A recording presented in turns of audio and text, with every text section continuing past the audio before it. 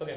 सो हम लोग अभी तक रेशंस वगैरह पढ़ चुके हैं, करंट पढ़ चुके हैं, इलेक्ट्रिक करंट हो गया, इलेक्ट्रिक चार्ज हो गया, पोटेंशियल, ओम्स लॉ हो गया, रेशंस हो गया। ठीक है, तो अब हम लोग दो तीन क्वेश्चन आता है जो बोर्ड में पूछ लेते हैं ऐसे। ठीक है, नॉर्मल बेसिक क्वेश्चन है जो अच्छे क्वेश्चन है। ठीक है, वो क्या होते हैं, जैसे कि ये होता है कि मैंने ये कहा, देखना कि मैंने एक वायर लिया, मेटल लिया, एग्जाम्पल मैंने टंगस्टन मेटल लिया। ठीक है, मतलब मैंने एक बेसिकली ऐसा मेटल लिया, एग्जाम्पल मैंने टंगस्टन ले लिया, एक मेटल ले लिया। मैंने एक ऐसा मतलब ये है कि इसकी जो प्रॉपर्टी है कि इसका जो रेजिस्टेंस होता है वो काफी हाई होता है। इसका जो रेजिस्टेंस होता है वो काफी हाई होता है। तो देखो रेजिस्टेंस काफी हाई हो गया, तो इससे फर्क क्या पड़ा कि देखो रेजिस्टेंस हाई हो गया तो हम लोग ओम्स लॉ में ये पढ़े थे कि R is inversely proportional to current. तो मतलब R हाई है तो मेरा उसमें करंट कितना फ्लो होगा, लो। तो लो फ्लो हुआ, इसका मतलब क्या हुआ, आपने करंट तो पूरा दिया ना, और वहां जाके करंट कम हो गया, तो वो एनर्जी गई कहां, तो वो एनर्जी वो इस हाई रेजिस्टेंस ने अपने अंदर ऑक्यूपाई कर ली। किस फॉर्म में ऑक्यूपाई कर ली, हीट एनर्जी के फॉर्म में। हीट एनर्जी के फॉर्म में इसने ये जो एनर्जी थी, इलेक्ट्रिकल एनर्जी, जो यहां से आपको इलेक्ट्रिकल एनर्जी निकल रही थी, वो इसने हीट एनर्जी के फॉर्म में ले ली। तो इससे क्या हुआ, इससे क्या हुआ, देखो जो हाई रेजिस्टेंस वाले होते हैं ना, हाई रेजिस्टेंस वाली चीजें, हाई रेजिस्टेंस वाले मेटल, इनको हम लोग यूज कहां करते हैं, वहां यूज करते हैं जहां हमें लाइट एनर्जी चाहिए। ठीक है, या दूसरी जगह वहां यूज करते हैं जहां हमें हीट एनर्जी चाहिए। ठीक है ना, तो लाइट एनर्जी का मतलब क्या हुआ, आपको कहां यूज हो सकता है, बल्ब में, जो इलेक्ट्रिक बल्ब वगैरह होता है वहां पर बल्ब को ग्लो करना है ना, तो उसमें क्या होगा, जो अपने बल्ब में ऐसे टंगस्टन मेटल लगा होता है बेसिकली, तो उसमें क्या होता है कि वो हाई रेजिस्टेंस का है, तो करंट गया, तो उसने करंट ने वहां हाई रेजिस्टेंस लगाया, तो क्या हुआ, उसने करंट का जो ये है इलेक्ट्रिक करंट है, ठीक है, इलेक्ट्रिक एनर्जी है, उसने उसको हीट एनर्जी में कन्वर्ट कर दी। तो वो हीट एनर्जी हुआ तो इतनी हीट हो गई, धीरे धीरे धीरे धीरे हीट इतनी हो जाती है, ठीक है, कि वो हीट एनर्जी फिर अचानक से ग्लो करने लगती है, मतलब फिर वो लाइट एनर्जी में कन्वर्ट हो जाती है। ठीक है, हीट एनर्जी का कैसे यूज होता है, किधर यूज होता है, ये होता है हीटर वगैरह में। ठीक है, जो विंटर में आप लोग हीटर वगैरह यूज करते हैं उसमें, देखो इसमें क्या होता है, इसमें बेसिकली यही वाला प्रोसेस है, सेम प्रोसेस। इलेक्ट्रिकल एनर्जी, उसका जो रेजिस्टेंस है, जो हीटर में जो कॉइल लगा होता है, कॉइल मैंने क्या, वायर है, वायर को ऐसे गोल गोल गोल गोल घुमा दिए, तो जो कॉइल लगा होता है उसको, वो काफी हाई रेजिस्टेंस का होता है। ठीक है, वो काफी हाई रेजिस्टेंस का होता है, तो उसके वजह से उसमें जो करंट है वो कम फ्लो होती है, मतलब इलेक्ट्रिकल एनर्जी कम होती है। तो इलेक्ट्रिकल एनर्जी गई कहां, जो आपने दी थी, वो हीट एनर्जी में कन्वर्ट हो गई। तो हीट एनर्जी में कन्वर्ट हो गई तो आपको वो ऐसा गर्म हीट मिलता है। ठीक है, तो ऐसा वो गर्म हीट मिलता है, तो ये आपका बेसिकली ये एक दो क्वेश्चन बनता है, फ्रेम होता है यहाँ से। तो मतलब हाई रेजिस्टेंस का ऐसा फर्क पड़ता है। ठीक है, और एक दो और जो क्वेश्चन रेज होते हैं थोड़ा बहुत, या ऐसे टॉपिक को जो भी कहूँ, ठीक है, वो ये है कि देखो जो रेजिस्टेंस होता है ना, रेजिस्टेंस का फॉर्मूला एक मैंने क्या बताया, ओम्स लॉ के अलावा, वो उसका जो डिपेंडेंस वाला फॉर्मूला था, किन चीजों पर डिपेंड करता, वहां से फॉर्मूला निकाला था ना, तो वो ये था कि देखो आई इज इक्वल टू क्या था, रो एल अपॉन ए होता है। ठीक है, रो एल अपॉन ए होता है। तो ऐसे क्वेश्चन फ्रेम होता है कि एक वायर है जिसका हमने लेंथ सेम रखा है और क्रॉस सेक्शनल एरिया सेम रखा है, हमने उसकी रेजिस्टिविटी डबल कर दी, तो रेजिस्टेंस पे क्या इफेक्ट पड़ेगा। तो भाई जब आपने ये सेम रखा है, ये सेम रखा है, और आपने इसको डबल कर दिया, तो ये भी डबल हो जाएगा। क्यों डबल हो जाएगा, डायरेक्टली प्रोपोर्शनल है। ठीक है, कुछ क्वेश्चन ऐसे बनते हैं कि जैसे कि आपने सेम मटेरियल के दो वायर लिए, सेम मटेरियल के दो वायर लिए, सेम मटेरियल मतलब रेजिस्टिविटी सेम हो गई। ठीक है, डायरेक्ट रेजिस्टिविटी वर्ड ना यूज करके उन्होंने ऐसा लिखा कि हमने दो वायर लिए हैं सेम मटेरियल के, मतलब रेजिस्टिविटी सेम है। ठीक है, और जो उसमें क्रॉस सेक्शनल एरिया है, क्रॉस सेक्शनल एरिया वो सेम रखा है। ठीक है, और जो लेंथ है वो उन्होंने डबल कर दी, इस बार लेंथ उन्होंने डबल कर दी, तो रेजिस्टेंस पे क्या इफेक्ट पड़ेगा। तो भाई जब आपका ये सेम है, ये सेम है, तो लेंथ डबल हो गया तो आर भी डबल हो जाएगा। अब और क्या क्वेश्चन बनता है, और क्वेश्चन बनता है कि सेम मटेरियल है, ठीक है, फिर से सेम मटेरियल का वायर लिया, उन्होंने ये कहा कि इन्होंने जो लेंथ है, लेंथ को इन्होंने कर दिया मान लो 4x, ठीक है, 4 गुना बढ़ा दी, और जो एरिया है, एरिया उन्होंने मान लो 2 गुना कम कर दी, 2x कम कर दी। तो कैसे करते हैं ऐसे क्वेश्चन को। ठीक है, तो देखो एक R1 मान लो, R1 पहला वाला वायर जो एक वायर लिया, उन्होंने ये कहा कि रो सेम मटेरियल है ना, तो रो तो सेम होगा, रेजिस्टिविटी तो सेम रहेगी, सेम मटेरियल, तो रो इनटू, ठीक है, L अपॉन ए, ये फॉर्मूला तो सेम रहेगा। जो सेकंड वायर, जो उन्होंने सेकंड केस लिया, सेकंड वायर, उन्होंने उसमें ऐसा करा कि जो लेंथ है वो 4 गुना कर दी, ठीक है। 4 गुना का मतलब ये हो गया कि जो L2 होगा, जो मेरा L2 होगा वो 4 टाइम्स ऑफ L1 होगा, जो मेरा A2 होगा वो 2 टाइम्स ऑफ A1 होगा ना। तो R2 इज इक्वल टू क्या होगा, रो L2 बाई A2, ठीक है। तो R2 इज इक्वल टू क्या, रो L2 की जगह क्या लिखूंगा, 4 टाइम्स ऑफ L1, तो यहां मैंने लिख दिया 4 times of L1 divided by 2 times of A1, ठीक है, ये लिख दिया। अब ये 2 से 2 कटे क्या, तो ये हो गया रो 2L1 अपॉन A1, यहां क्लियर लिख देता हूं, रो 2L1 अपॉन A1। अब देखो ये हो गया, अब इन दोनों को डिवाइड कर दो, जो ये R1 और R2 है, तो R1 by R2 is equal to, जो भी ऐसे क्वेश्चन आता है ना इस फॉर्मूले से बेस्ड, कि ये डबल कर दिया, ये हाफ कर दिया, ये 4 गुना, ये 6 गुना, मतलब जो भी, उसको ऐसे ही करते हैं, R1 निकालने का, फिर R2 निकालने का, फिर उन दोनों को कंपेयर करना, कंपेयर करने का मतलब दोनों को डिवाइड कर देना, R1 बाई R2 निकालो या R2 by R1, same answer आता है। तो मैंने R1 बाई R2 ले लिया, तो यहाँ क्या है, रो L अपॉन ए, रो ये L1 ले लेंगे, ठीक है, रो L1 अपॉन A1, ठीक है, इस पूरे के upon rho twice of L1 upon A1, ठीक है। अब देखो रो से रो कट गया, A1 से A1 कट गया, L1 से, सॉरी 2 नहीं कटेगा, L1 से L1 कट गया, ठीक है ना, L1 से L1 कट गया, ठीक है। अब क्या होगा, तो जो R1 होगा, R1 बाई R2 होगा मेरा, वो हो जाएगा 1 बाई 2, ये 2 तो नीचे रहेगा ना ऐसी, ये हो गया मेरा 1 बाई 2, मतलब जो मेरा R2 होगा, नया R2 इज इक्वल टू हो जाएगा ट्वाइस ऑफ R1।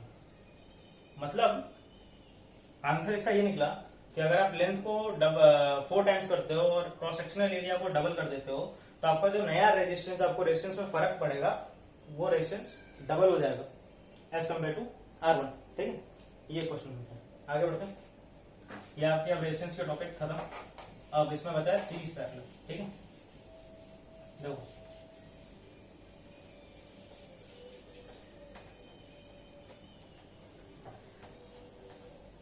कई बार ऐसा होता है, बहुत लोग कहते हैं कि भाई सीरीज वो हो गया जो बगल बगल में लग गया और सीरीज हो गया, और जो ऐसे पैरेलल में, मतलब ऐसे पैरेलल में एक के ऊपर एक या एक के ऐसे, मतलब ऐसे जो लग गए, ऐसा ऐसा ऐसा फिर ऐसा फिर ऐसा, वो पैरेलल हो गया, और जो ऐसे ऐसे लग गया लाइन में, वो सीरीज हो गया। ऐसा नहीं होता, सीरीज पैरेलल कनेक्शन का मतलब ये होता ही नहीं है कि जो ऐसा लग गया वो सीरीज हो गया, जो ऐसा लग गया वो पैरेलल हो गया, नहीं। किसने कहा? सीरीज मतलब ये होता है कि सीरीज में, सीरीज मतलब ये होता है, बगल बगल नहीं, सीरीज मतलब ये होता है कि करंट सेम होना चाहिए, in all the resistance the current should be same, ठीक है, in all the resistance the current should be same. तो देखो क्या होता है, ये रेजिस्टेंस है, लगे हुए हैं, ठीक है, सपोज आपने 10 20 100 रेजिस्टेंस ले लिए, अगर उनको आपने सीरीज में लगाया है तो उन सब में जो करंट फ्लो होनी चाहिए वो सेम होनी चाहिए, डिफरेंट, ठीक है, ठीक है। अब देखो, अच्छा चलो बताता हूं, जो पैरेलल कनेक्शन होता है, पैरेलल कनेक्शन में होता है कि आपने जितने रेजिस्टेंस लिए हैं, 1 2 3 4 100 150 200, अपने जितने भी रेजिस्टेंस लिए हैं उनको आप ऐसा लगाओ, ठीक है, देखो ऐसा लगाओ, ऐसा लगाओ, ऐसा लगाओ, फर्क नहीं पड़ता, ऐसा लगाओ, कैसे भी लगाओ, कैसे भी लगाओ, बस उन रेजिस्टेंस में करंट सेम नहीं होना चाहिए, करंट अलग अलग होना चाहिए। अगर करंट सेम हो गया मतलब वो सीरीज में, तो करंट बेसिकली कहने का मतलब ये है कि कोई ऐसी चीज आपको दिख गई, ऐसे ऐसे लग गई, ऐसे ऐसे, आप तुरंत उसको गेस ना कर लें कि ये सीरीज है या पैरेलल है, आप ये देखें कि उसमें करंट सेम है या अलग अलग। सीरीज कनेक्शन मतलब होता ही यही है कि करंट सेम होना चाहिए, और पैरेलल कनेक्शन मतलब ये होना चाहिए कि करंट अलग अलग होना चाहिए, ठीक है। अब देखो ऐसा क्यों काम है, क्योंकि देखो ऐसे एक छोटा सा सर्किट लेता हूं अलग सा, ठीक है, एक मैंने सपोज ये एक रेजिस्टेंस लिया, ठीक है, ये मैंने एक और रेजिस्टेंस लिया, ठीक है, ठीक है ना। अब देखो ये एक और रेजिस्टेंस लिया, ठीक है, अब मैंने एक और फिर ये रेजिस्टेंस लिया, ठीक है। अच्छा चलो ठीक है, ये भी छोड़ो, ऐसा नहीं, ये एक रेजिस्टेंस लिया, फिर मैंने इस रेजिस्टेंस को ऐसा कर दिया, ठीक है, ये रेजिस्टेंस को मैंने ऐसा कर दिया, और यहां से मैंने एक और रेजिस्टेंस ऐसा लगा दिया, ठीक, ठीक है ना।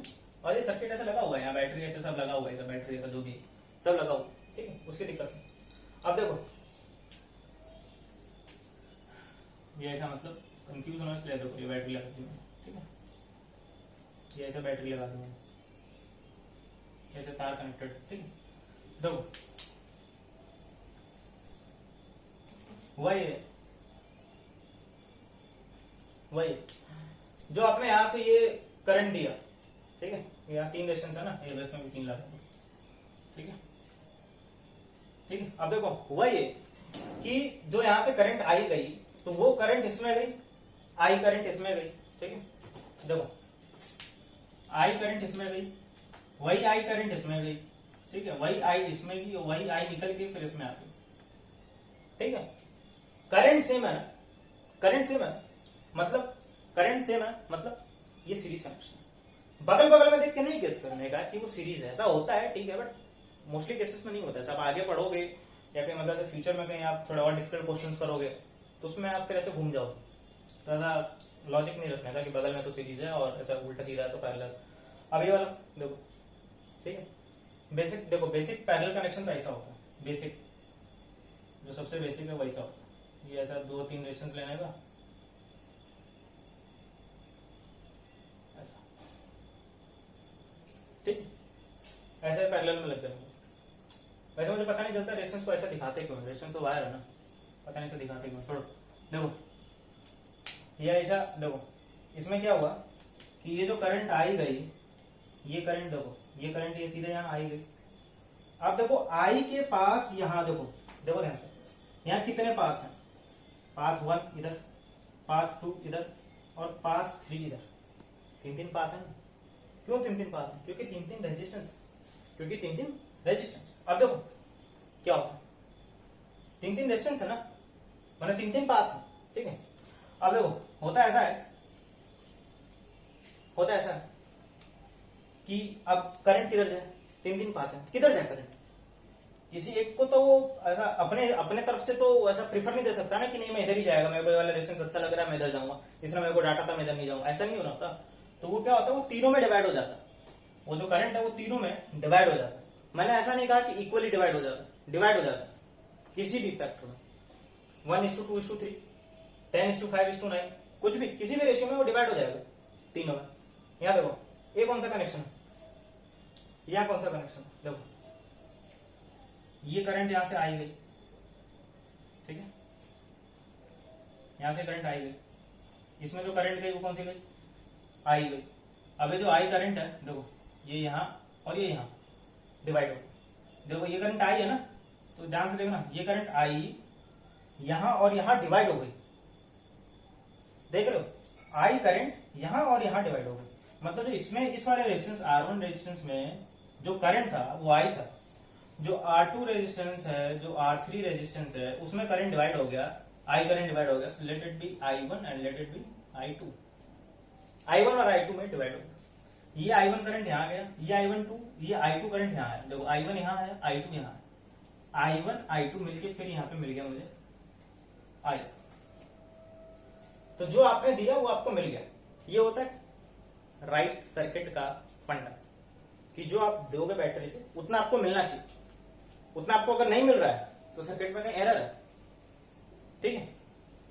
तो ये R2 हो गया, ये R3 हो गया, ठीक है, I1 और I2 में डिवाइड हो गया। अब कहने का मतलब ये है कि I1 I2 में डिवाइड हो गया, मतलब ये कि जो R2 और R3 है, R2 और R3 है वो पैरेलल में है, यहां तीनों सीरीज में है, यहाँ तीनों पैरेलल में, R1 R2 R3 तीनों पैरेलल में, यहाँ सिर्फ R2 और R3 पैरेलल में। तो बात ये आई कि R1 का क्या हुआ, R1 का क्या हुआ, देखो मैंने क्या कहा R2 और R3 पैरेलल में, तो R2 में कौन सी करंट है I1, R3 में कौन सी करंट है I2। इन दोनों का कॉम्बिनेशन क्या है I1 plus I2, I current है। मतलब पूरे R2 में क्या है I1 है, पूरे R3 में क्या है I2 है, तो पूरे इस R2 R3 के कॉम्बिनेशन में कौन सा करंट है I करंट है ना, क्योंकि I करंट ही तो डिवाइड होता है ना I1 और I2 में, तो मैं दोनों को जोड़ दूंगा तो I हो गया। तो जो ये I करंट है, ये जो I करंट है, ठीक है, देखो ये जो I करंट है, ये I करंट आपका डिवाइड हो गया यहाँ I1 I2 में, तो टोटल I मिला। अब देखो R1 में कौन सा करंट था, R1 में आपका करंट था I,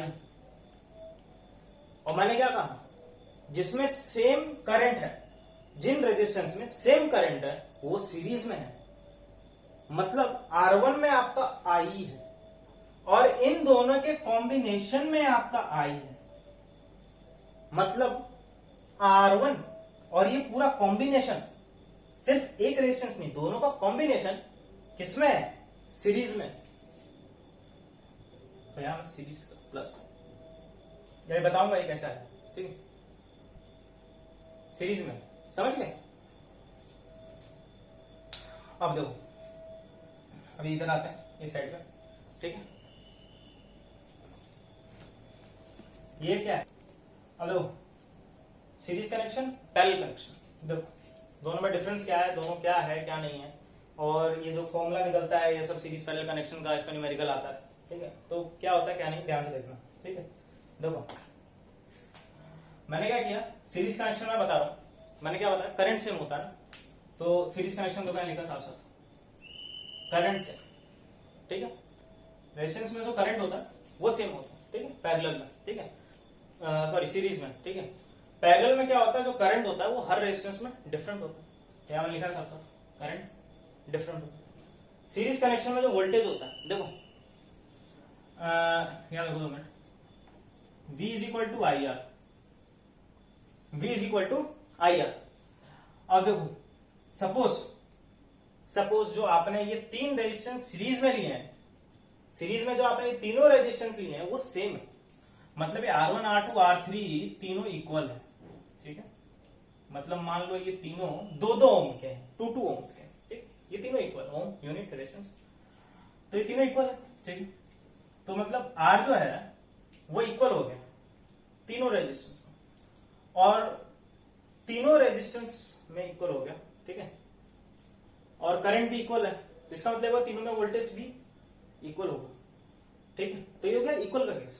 अब सपोज मैं इक्वल नहीं लेता हूं, ठीक है, R1 R2 R3 अलग अलग, R1 R2 R3 अलग अलग, अब देखो I लेकिन सब में सेम है, सब में क्या सेम है I सेम है, और सबका रेजिस्टेंस अलग अलग, तो देखो ग्राफ का ये कंसेप्ट है कि कभी भी आप अगर 3 चीजों के बीच में ग्राफ बना रहे हो, 3 चीजों के बीच में ग्राफ बना रहे हो, ठीक है, तो सपोज यहां आप एक क्वांटिटी x लेते हो, दूसरी क्वांटिटी y लेते हो, ठीक है, और आपने ये कहा कि और यहां से आपको एक थर्ड क्वांटिटी मिलती है जो कि सपोज ये कांस्टेंट है, तो ये चीज आपको कांस्टेंट कब मिलती है, जब ये दोनों वेरिएबल होते हैं, वेरिएबल माने दो वेरी करते हैं, तो मैंने यहां पे करंट को क्या कर दिया सेम, सीरीज में मैंने करंट को क्या कर दिया सेम, जब मैंने करंट को सेम कर दिया, मैंने करंट को मैंने कांस्टेंट कर दिया, तो करंट मेरा कांस्टेंट हो गया सेम हो गया तीनों रेजिस्टेंस, तो जब मेरा करंट कांस्टेंट हो गया सेम हो गया, ठीक है, और मेरा रेजिस्टेंस तो अलग अलग है, रेजिस्टेंस अलग अलग, तो सपोज मैं इस एंड पे मैं अगर रेजिस्टेंस ले लेता हूं, ठीक है, इस एंड पे रेजिस्टेंस लेता हूं, दूसरा एंड मतलब जो मेरा दूसरा वेरिएबल होगा vo, v माने क्या होगा वेरिएबल हो गया, वेरिएबल मतलब क्या हो गया भाई, वैसे भी चीज देखो, अगर आप i को सेम कर देते हो, सपोज ये तीनों रेजिस्टेंस में i सेम है, i सेम हो गया तीनों रेजिस्टेंस में, लेकिन r तो अलग अलग है ना, तो अगर आप इसका वोल्टेज निकालते हो, ठीक है, तो वो R1 पे डिपेंड करता है, इसका वोल्टेज R2 पे डिपेंड करता है, और इसका वोल्टेज R3 पे डिपेंड करता है, और तीनों अलग अलग है, मतलब तीनों का वोल्टेज भी अलग अलग आएगा, इसलिए सीरीज में जो वोल्टेज होता है वो अलग अलग होता है, ठीक है। पैरेलल में वोल्टेज सेम होता है, क्यों, देखो पैरेलल में वोल्टेज सेम होता है, देखो क्योंकि देखो पैरेलल का यहाँ कनेक्शन देखो, बेसिक तीनों में मैंने क्या कहा करंट अलग अलग है, तीनों में करंट मैंने कह दिया अलग अलग है, ठीक है, तो यहां से देखो आई इज इक्वल टू होता है V by R, I is equal to हो गया वी बाई आर। तो करंट मैंने अलग अलग कर दिया, करंट मैंने अलग अलग कर दिया, और आर अलग अलग है, आर तो अलग अलग है ही। तो जो तीसरी चीज है, अब ये कांस्टेंट बनेगी, ये सेम बनना पड़ेगा, ये कांस्टेंट बनना पड़ेगा क्योंकि ये दोनों वेरिएबल हो गए। तो यहाँ पे वोल्टेज सेम हो गया, इसको सेम कराना ना, तो यहाँ वोल्टेज सेम हो गया पैरेलल कनेक्शन में, ठीक है। अब देखो टोटल रेजिस्टेंस होता है सीरीज कनेक्शन में वो हाई होती है, वो हाई होती है, और पैरेलल में लो होती है। ये क्यों होती है अभी भी यहाँ ये प्रूफ है, प्रूफ बता दूंगा, ठीक है। आगे समझ लो कि जो टोटल रेजिस्टेंस होता है वो सीरीज कनेक्शन में हाई होता है, और जो टोटल रेजिस्टेंस जो होता है हम लोग कैलकुलेट करके निकालते हैं पैरेलल कनेक्शन में, वो लो होता है, ठीक है। अब देखो यहाँ पे हमने क्या करा, हमने 3 रेजिस्टेंस लिए यहाँ पे, ठीक है। ये बैटरी ली वोल्टेज वी की, ये आपका प्लग की है, ठीक है। यहां से आपने इसमें करंट आई दिया, तो ये करंट आई गई यहाँ पे, ठीक है, देखते रहे। तो इसमें जो करंट गई, इसमें भी आई, इसमें भी आई, और इसमें भी आई। तीनों में जो तीनों रेजिस्टेंस में जो करंट है वो सेम है, आई, जो आपने बैटरी से दी। अब देखो लेकिन तीनों का मैंने रेजिस्टेंस अलग अलग ले लिया, इसको R1, इसको R2, इसको R3, मतलब तीनों का रेजिस्टेंस का वैल्यू अलग अलग है, तीनों का रेजिस्टेंस का वैल्यू अलग अलग है, मतलब तीनों में जो वोल्टेज आएगा वो अलग अलग आएगा, मतलब एक में V1, एक में V2, एक में V3, ठीक है। देखो तीनों अलग अलग हो गया ना, तीनों अलग अलग हो गए। पैरेलल कनेक्शन में देखो मैंने क्या करा, पैरेलल में मैंने ये करा, ये मेरा वोल्टेज V हो गया, ये मेरी प्लग के की हो गई, ठीक है। ये मैंने आई करंट दिया, इधर आई करंट, ठीक है। अब देखो जो आई करंट है, यहाँ पे देखो 3 पाथ मिल गया इसको, आई को, एक इधर सपोज ये I1, इसको सपोज कर लो ये I2, और इसको सपोज कर लो ये I3। देखो I1, I2, I3 3 में डिवाइड हो गए, ठीक है। और ये तीनों रेजिस्टेंस भी मैंने अलग अलग ले लिया, ये R1, ये R2, ये R3, ठीक है। देखो ये मैंने अलग अलग ले लिया, ठीक है। तो अब इनमें कांस्टेंट क्या रह जाएगा फिर, वोल्टेज, मतलब तीनों रेजिस्टेंस में जो चीज कांस्टेंट है, जो चीज कांस्टेंट है वो वोल्टेज है, वो क्या है, वोल्टेज, ठीक है। देखो अब क्या होगा कि अब एक ऐसा बता देता हूं कि अगर आपको इसी सर्किट में अगर आपको करंट नापना हो कि आई जो करंट फ्लो हो रही हो कितनी है, ठीक है, प्रैक्टिकली, तो आप यहाँ क्या करेंगे, यहाँ पे सिंपल आप एक एमीटर लगा दें, ये मैंने एमीटर लगा दी, ठीक है। और आपको वोल्टेज नापना हो, वोल्टेज, तो आप वोल्टेज कैसे नापेंगे, वोल्टेज मैंने क्या कहा, अलग अलग रेजिस्टेंस में अलग अलग वोल्टेज है ना, अलग अलग रेजिस्टेंस में अलग अलग वोल्टेज, मतलब यहाँ पे आप जो वोल्टेज दे रहे हैं वो वोल्टेज यहाँ 3 पार्ट में डिवाइड हो रहा है, इक्वली नहीं हो रहा है क्योंकि रेजिस्टेंस अलग अलग है, ठीक है। तो वो आपको क्या करना पड़ेगा, एक बार आप इसके अक्रॉस वोल्ट मीटर लगाएंगे ऐसे पैरेलल में, एक बार इसके अक्रॉस लगा, ठीक है, फिर एक बार इसके अक्रॉस लग जाएगा ये ऐसा वोल्ट मीटर, फिर एक बार ये ऐसा इसके अक्रॉस लग जाएगा, ठीक है, तीनों के अक्रॉस ऐसे वोल्ट मीटर लग जाएगा।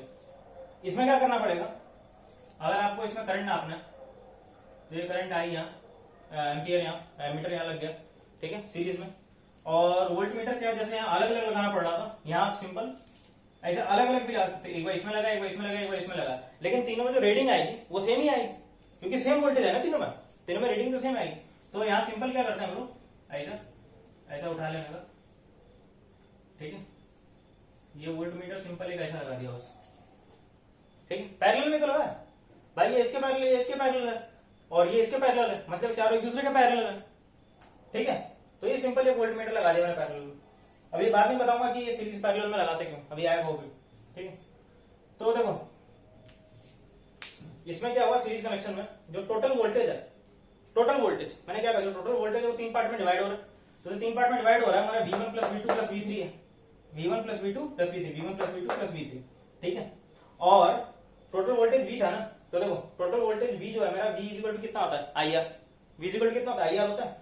तो ये यहाँ पे V की जगह क्या लिखूंगा, IR लिखूंगा, तो देखो ये मैंने V की जगह यहाँ IR लिख दिया, ठीक है, V की जगह मैंने क्या लिख दिया, IR लिख दिया, ये तो था उनका V equal to IR, simple.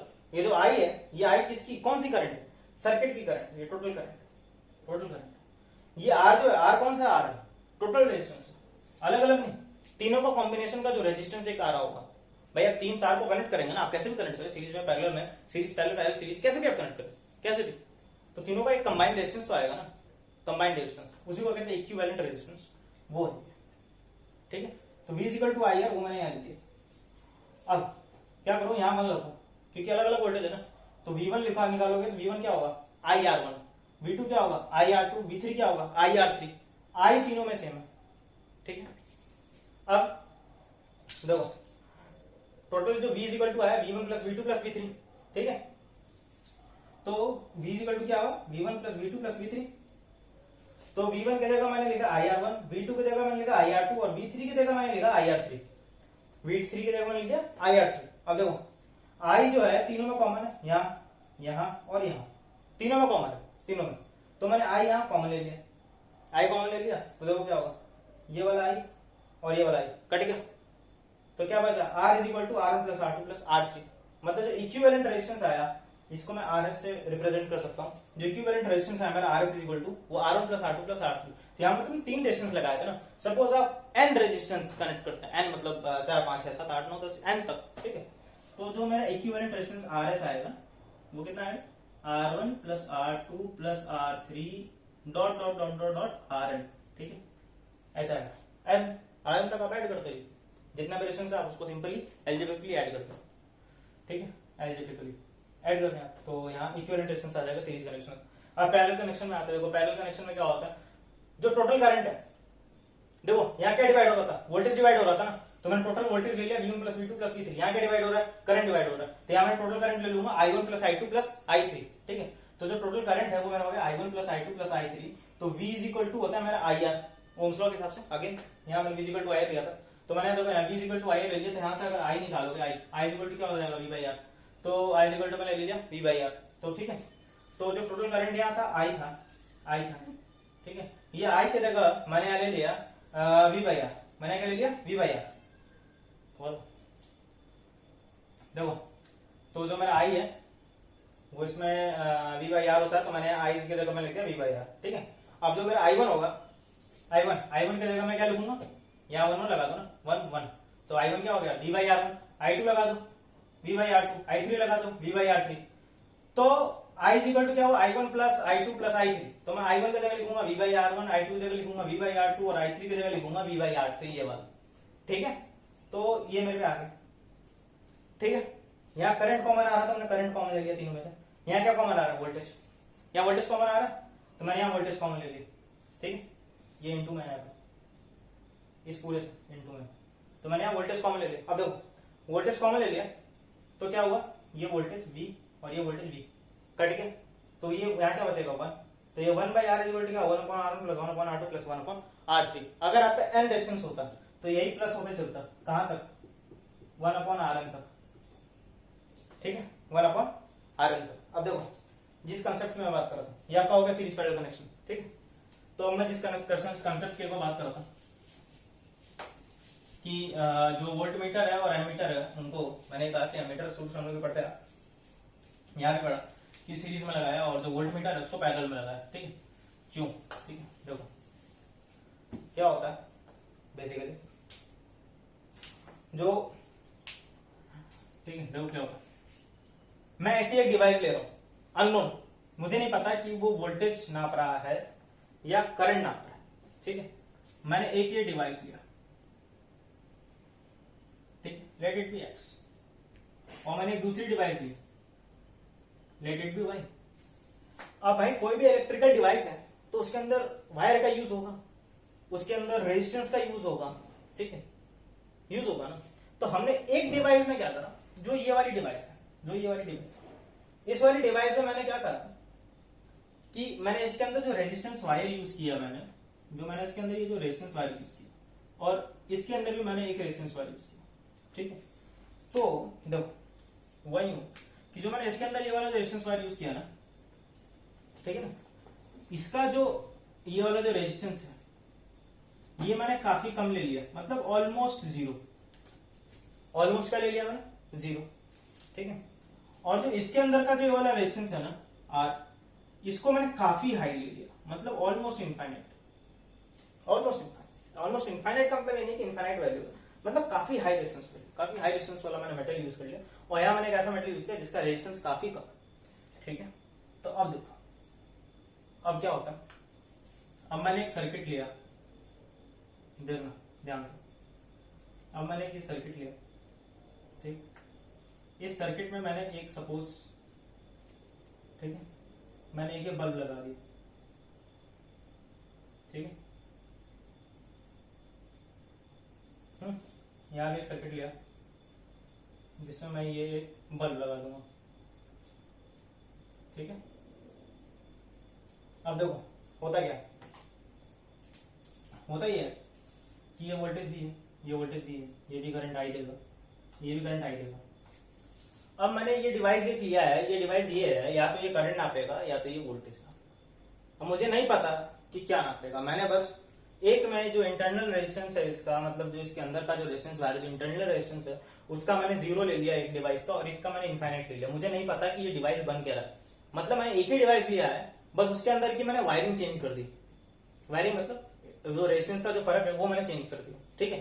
तो देखो क्या होता है, ये जो है ये, इसको मैं एक बार ऐसा, ये डिवाइस को मैं एक बार यहां लगाता हूं, ठीक है, ये डिवाइस एक्स है, एक बार मैंने इसको इसके पैरेलल में लगाया, ठीक है, और एक बार मैं क्या करूंगा, एक बार मैं इसको इसी बल्ब के अक्रॉस, ठीक है, काफी बड़ा बन गया,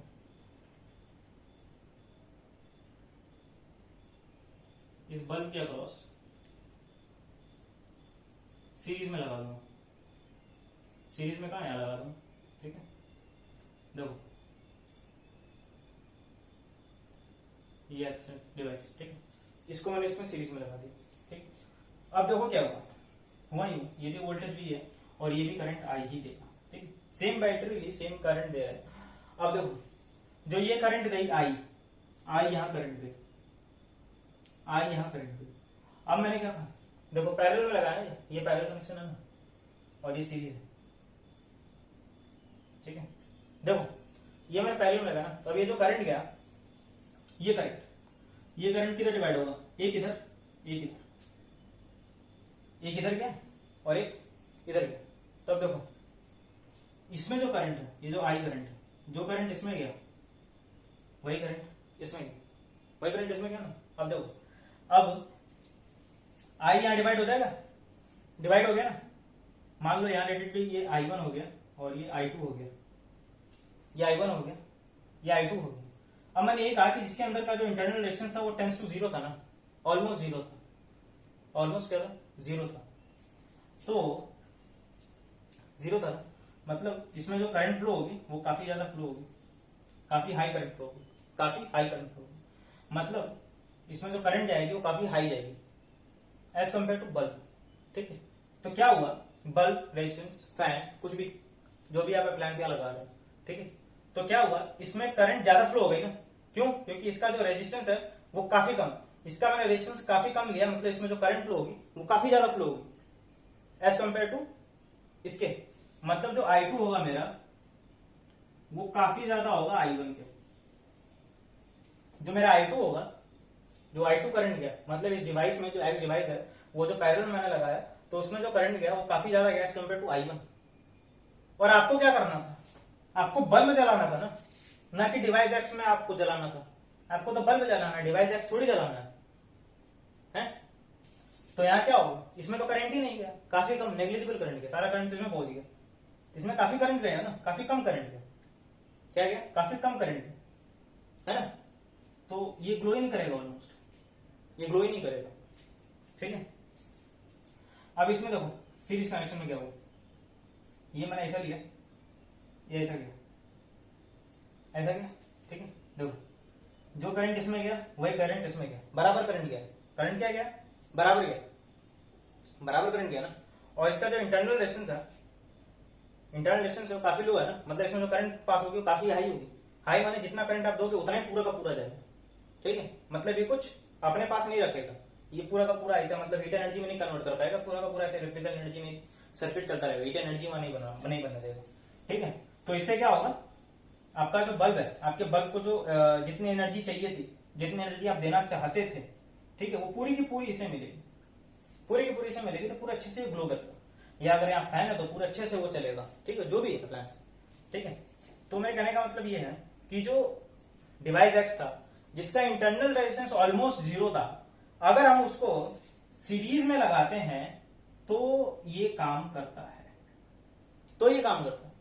पैरेलल में लगाने से नहीं काम करता, सीरीज में लगाने से काम करता है। ठीक है, बराबर रीजन मैंने दे दिया। अब देखो सीरीज में लगाने से काम करता है ना, तो इसमें जो देखो अब कैसे पता चला कि एमीटर है कि वोल्ट मीटर। देखो ये है एमीटर, कैसे, एक तो इसका इंटरनल रेजिस्टेंस जीरो हो गया, तो इंटरनल रेजिस्टेंस जीरो हो गया तो इसके अंदर जो करंट गई, जो इसके अंदर करंट गई आई करंट, वो आई करंट क्या है, ये वाली करंट है, मतलब पूरी की पूरी करंट गई है, पूरी की पूरी करंट गई है। इसने अपने आप को जो ये करंट गई इसने हीट एनर्जी में कन्वर्ट नहीं किया, तो ये जो रीडिंग देगा वो पूरी की पूरी एग्जैक्ट देगा। एक्चुअली में प्रैक्टिकली एग्जैक्ट तो नहीं होता है, क्योंकि जो ये रेजिस्टेंस तो जीरो तो होता नहीं है, किसी वायर का रेजिस्टेंस तो जीरो होगा नहीं ना, कुछ तो वैल्यू होगी, मिनिमम होगी मिनिमम, लेकिन जीरो तो नहीं होगी, मतलब मिनिमम भी होगी, थोड़ा बहुत तो वो हीट एनर्जी में कन्वर्ट तो करेगा ना, थोड़ा बहुत तो गर्म होगा ना, तो वो एग्जैक्ट रीडिंग नहीं देगा। मतलब आपको चाहिए होगा अगर 5 एम्पियर की रीडिंग तो 4.9 4.9 ऐसा रीडिंग देगा। ठीक है, तो उसको एरर कहते हैं, एरर आया तो वो एरर एक्सपेक्टेबल होता है, उतना मिलता है। ठीक है, परफेक्ट डिवाइस आज तक इन्वेंट ही नहीं हुआ। ठीक है, तो इधर क्या हुआ बेसिकली, तो हमने ये जो इसको सीरीज में लगाया तो ये पूरा का पूरा इसने करंट मेजर करके हमें दे दिया। ठीक है, पूरा पूरा करंट इसने हमें मेजर करके दे दिया।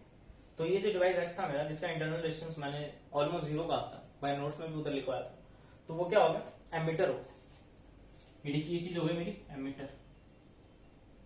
ठीक है, अब देखो ये रेजिस्टेंस वाई है जिसका इंटरनल रेजिस्टेंस मैंने इनफाइनाइट ले लिया, जिसका इंटरनल रेजिस्टेंस मैंने इनफाइनाइट ले लिया। अब मैंने एक बार क्या किया, एक केस में क्या किया, इसको ऐसा पैरेलल में लगाया, ये डिवाइस वाई है। ठीक है, और दूसरे केस में मैंने क्या किया कि सपोज ये आपका वो डिवाइस है, डिवाइस मतलब अप्लायंस हो गई। ठीक है, देखो सपोज मैंने बल्ब भी ले लिया। ठीक है, और ये आपका इसमें मैंने इस बार सीरीज में लगा दिया इसको वाई। ठीक है, अब देखो ये भी वोल्टेज है, ये आई करंट है, यहाँ भी वोल्टेज है, ये करंट आई दे रहा है। अब देखो ये भी वोल्टेज यहाँ गई, करंट यहाँ गया, आई करंट। अभी आई करंट के पास फिर दो पाथ है, एक है I1, दूसरा है I2, I1 और I2। अब मैंने क्या कहा, जो यहाँ जो रेजिस्टेंस यूज हुआ है ये रेजिस्टेंस इनफाइनाइट है, ये रेजिस्टेंस इनफाइनाइट है, इसका मतलब ये कि R इज इक्वल टू होता है V अपॉन आई, हाँ V अपॉन आई। तो मैंने R इनफाइनाइट ले लिया, मतलब इसमें जो करंट फ्लो होगी वो काफी कम होगी, नेग्लिजिबल होगी, नेग्लिजिबल करंट फ्लो होगी। मतलब जो मेरा I1 है यहाँ पे, जो मेरा I1 है यहाँ पे वो ग्रेटर देन होगा I2 के, मतलब जो I1 होगा मेरा, ये जो I1 होगा वो काफी ज्यादा होगा एज कंपेयर टू I2, मतलब I2 में नेग्लिजिबल करंट फ्लो। ठीक है, नेग्लिजिबल करंट फ्लो, तो I1 काफी ज्यादा हो गया ना, मतलब I1 जो करंट है वो पूरे का पूरा ऑलमोस्ट आपको इधर पूरा करंट मिला। ठीक है, पूरा, इसमें तो नेग्लिजिबल करंट गया ना, तो नेग्लिजिबल, तो इसमें तो पूरा पूरा करंट गया, तो ये आपका जो जितना आप देना चाहते थे एनर्जी उतनी एनर्जी इस पे गई और पूरा ग्लो करेगा, बराबर ग्लो करेगा। देखो ठीक है, अब इस वाले केस में क्या होगा, देखो इस वाले केस में ये होगा कि ये करंट आई गई, ये करंट इधर आ गया। ठीक है, इसको एनर्जी तो मिली, इसमें मतलब सपोज आपने इसको इधर लगा दिया तो वो भी नहीं मिलती, ये करंट इसको एनर्जी एक बार मिली, फिर क्या हुआ, यही करंट आई इसमें जाएगी, यही करंट इसमें आई इधर गई। ठीक है, अब देखो क्या हुआ, इसका रेजिस्टेंस मैंने क्या कहा, इनफाइनाइट है ना, इनफाइनाइट है, रेजिस्टेंस इसका इनफाइनाइट है, मतलब काफी हाई रेजिस्टेंस है, तो इसको जितना भी एनर्जी मिलेगा, जितना भी आप इलेक्ट्रिकल करंट देंगे, जितना भी इसको इलेक्ट्रिकल एनर्जी देंगे, वो पूरा का पूरा क्या करेगा, हीट एनर्जी में कन्वर्ट कर देगा, हीट एनर्जी में कन्वर्ट कर देगा। तो ये पूरा का पूरा करंट इसने ऑक्यूपाई कर लिया, तो इधर फिर ये बाकी करंट इधर भेजेगा ही, सर्किट कंप्लीट ही नहीं हुआ, कंप्लीट हुआ तो इसने जो काफी कम रेजिस्टेंस भेजा, तो फिर आगे इसमें करंट नहीं गया, इसमें जो करंट जाना चाहिए था वो करंट ही नहीं गया, हाई रेजिस्टेंस का यूज करने से। तो जो डिवाइस वाई था उसको आप पैरेलल में लगाते हैं तो सही काम करता है। अब कैसे पता चला कि इसको पैरेलल लगाया, तो ये वोल्टेज नापेगा कि करंट नापेगा। देखो इसमें करंट क्या गया, नेग्लिजिबल गया, करंट क्या गया, नेग्लिजिबल गया, तो पूरा का पूरा फिर क्या नापेगा, बचा वी नापेगा, वोल्टेज, तो ये क्या होगा, वोल्ट मीटर होगा। ठीक है, अब लास्ट टॉपिक जो आपका रह रहा था, वो ये कि joules law of heating, heating effect, ये सब क्या होता है क्या नहीं होता, ठीक है। तो अच्छा, तो ये सब वाला कंसेप्ट था ना, इन्हीं पे फ्यूज भी काम करता, ठीक है, वो भी बताएंगे। वैसे अगर 30% सिलेबस कम हो गया, मौत मार।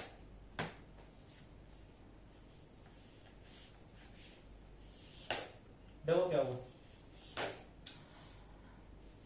हीटिंग इफेक्ट या जूल्स लॉ ऑफ हीटिंग, ठीक है।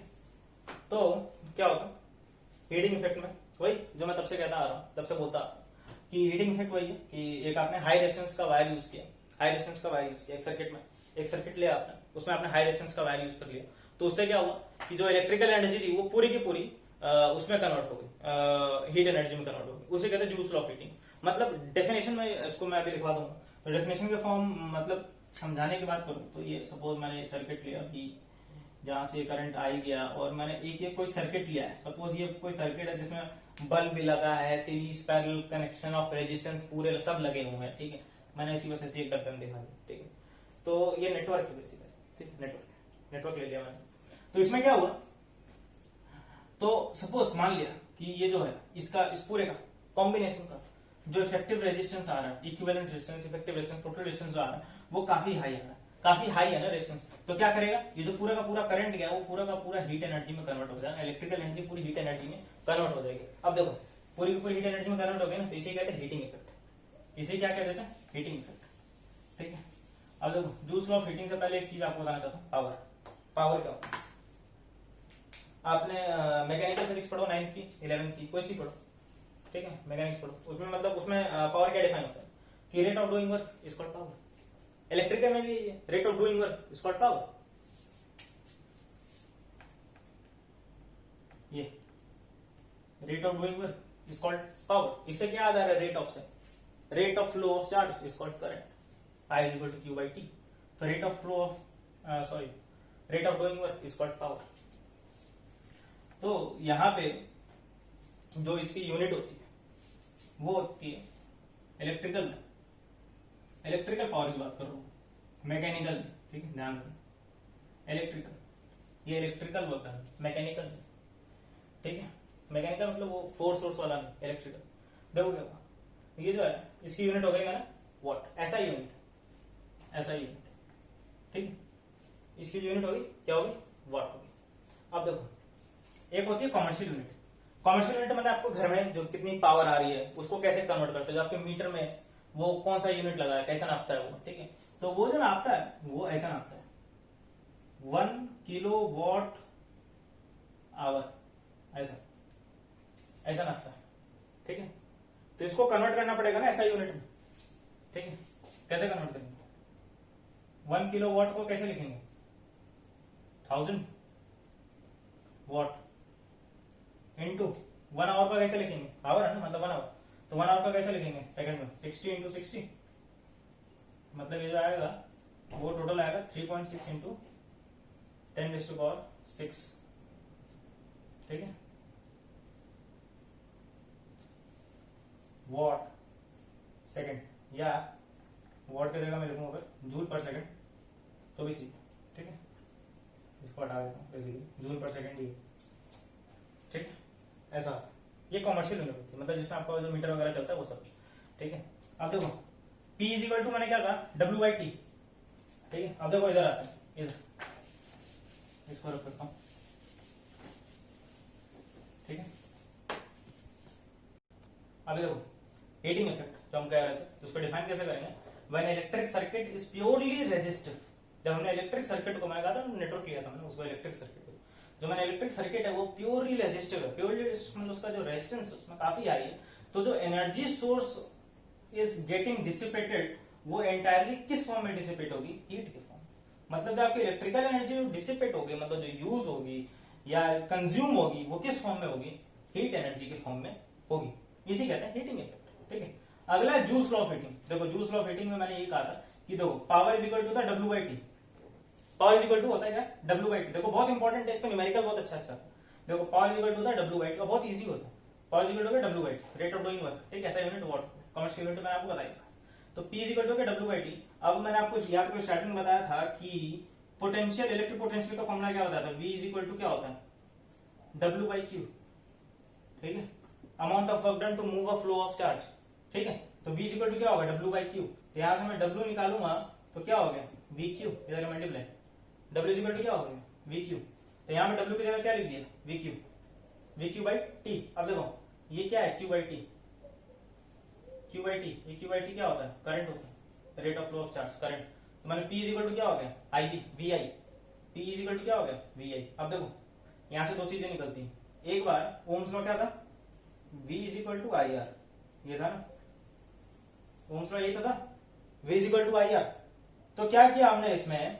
I की जगह, यहाँ I की जगह एक बार करो, यहाँ I की जगह लिख दो V बाई आर, यहाँ I की जगह क्या लिख दो? V बाई आर ही है ना, तो यहाँ मैंने V बाई आर लिख दिया, और ये V पहले का यहाँ V, तो ये V भी मल्टीप्लाई होकर V स्क्वायर बाई आर, एक ये भी फॉर्मूला बन गया।